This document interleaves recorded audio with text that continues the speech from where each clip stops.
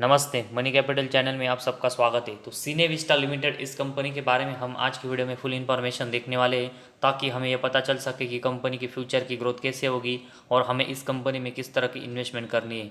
तो इसके लिए हम कंपनी के फंडामेंटल कैसे है, साथ ही में कंपनी के ऊपर कितना बोरिंग्स है, कंपनी के प्रमोटर के पास कितनी शेयर होल्डिंग है और कंपनी के रिलेटेड और भी जो पॉइंट है उसके बारे में फुल इन्फॉर्मेशन देखेंगे, ताकि हमें ये पता चल सके कि इस कंपनी में हमें इन्वेस्टमेंट कितनी करनी है और इस कंपनी का जो ग्रोथ है वो आने वाले दिनों में किस तरह की रहते हुए देखने को मिल सकती है।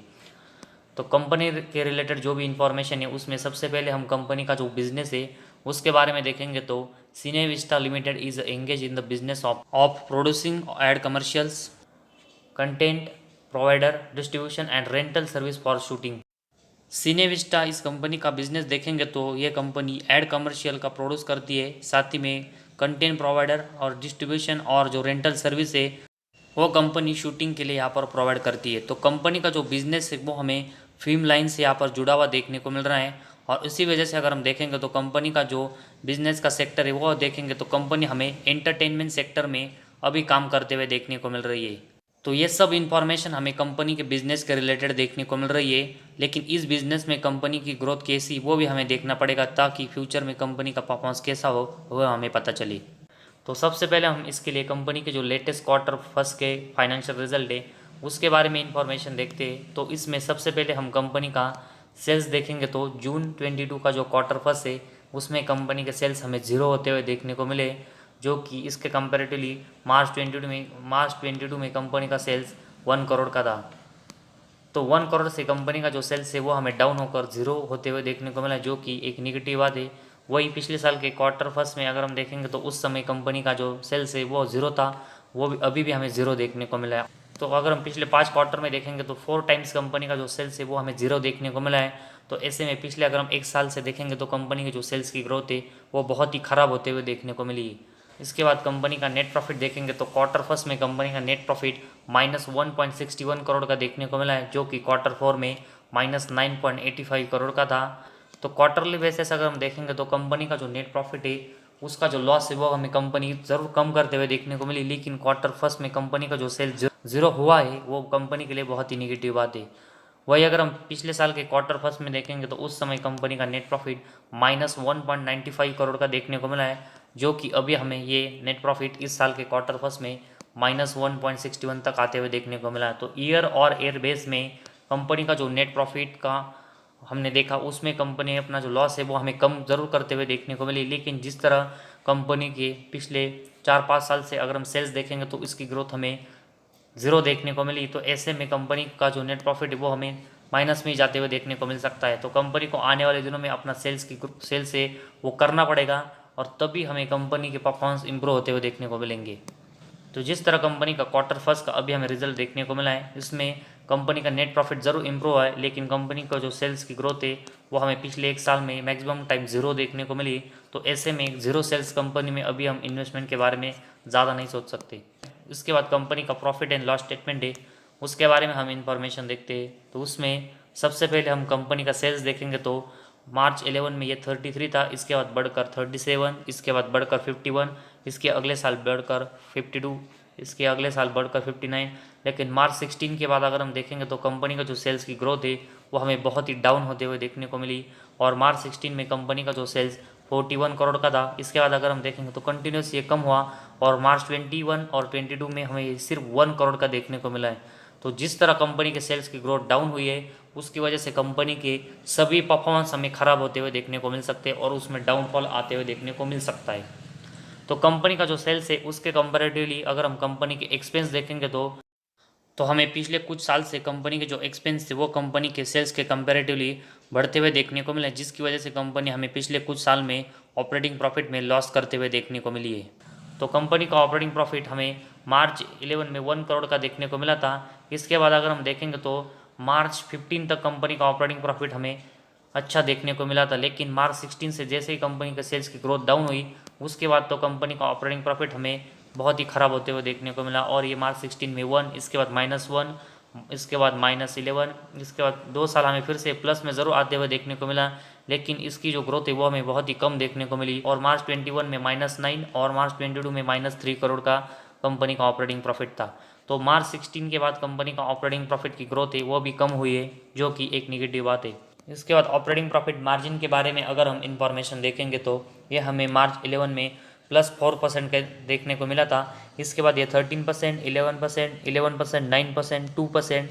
लेकिन मार्च 16 के बाद अगर हम देखेंगे तो कंपनी का ऑपरेटिंग प्रॉफिट मार्जिन भी हमें माइनस में जाते हुए देखने को मिला है, और यह -5%। इसके अगले साल -55%। इसके बाद ज़रूर 2 साल में कंपनी का ऑपरेटिंग प्रॉफिट मार्जिन अच्छा देखने को मिला है, लेकिन इसके बाद तो अगर हम देखेंगे तो मार्च 21 में कंपनी का ऑपरेटिंग प्रॉफिट मार्जिन -1199% और मार्च 22 में -334% का देखने को मिला है। तो ऑपरेटिंग प्रॉफिट मार्जिन की जो ग्रोथ है वो भी मार्च 16 के बाद कम हुई है, जो कि कंपनी के सेल्स कम हुए उसकी वजह से हमें ये होते हुए देखने को मिला है। इसके बाद कंपनी का नेट प्रॉफिट अगर हम देखेंगे तो कंपनी का जो नेट प्रॉफिट है उसमें कंपनी हमें बहुत ही ख़राब परफॉर्मेंस करते हुए देखने को मिली, और मार्च 11 में कंपनी का जो नेट प्रॉफिट है वो -3 करोड़ का था। इसके अगले 3 साल देखेंगे तो कंपनी का नेट प्रॉफिट हमें 0 देखने को मिला। इसके बाद फिर से -1, इसके अगले साल से 2 साल 0 कंपनी का नेट प्रॉफिट रहा। इसके बाद -2, -1, -3, -10 और -16 मार्च 22 में देखने को मिला है। तो कंपनी का जो नेट प्रॉफिट है उसमें कंपनी हमें मार्च 11 से अभी तक एक भी साल ऐसा नहीं रहा है कि कंपनी हमें प्रॉफिटेबल देखने को मिली। हमेशा कंपनी अपना जो नेट प्रॉफिट है उसमें लॉस करते हुए देखने को मिली है।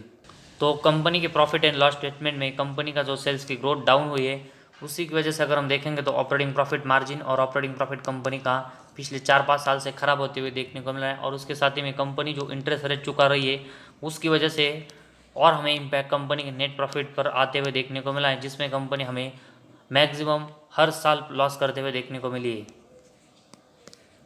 तो कंपनी की जो बैलेंस शीट है उसके बारे में हम इंफॉर्मेशन देखेंगे तो उसमें कंपनी के जो रिजर्व है वो हमें मार्च 22 में 106 करोड़ के देखने को मिले हैं, जो कि कंपनी का उसके कंपेरेटिवली बोरिंग्स देखेंगे तो सिर्फ 4 करोड़ का देखने को मिला है।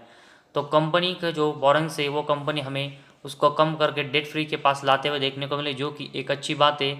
लेकिन कंपनी के जो रिजर्व कम हो रहे हैं उसको भी कंपनी को यहाँ पर बढ़ाना पड़ेगा, तभी कंपनी की बैलेंस शीट और हमें स्ट्रांग होते हुए देखने को मिलेगी।